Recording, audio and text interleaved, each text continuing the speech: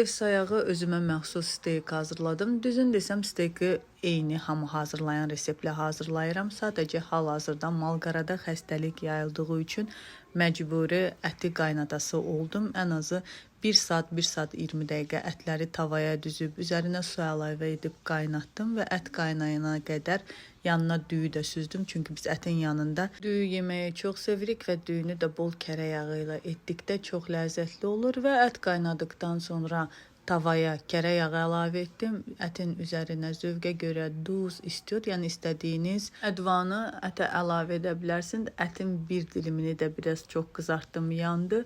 Yanına tərəvəzlər də qızartdım, şirin yaşıl biber, pomidor və sonra isə düyü və qızartdığım tərəvəzlərlə əti servis etdim.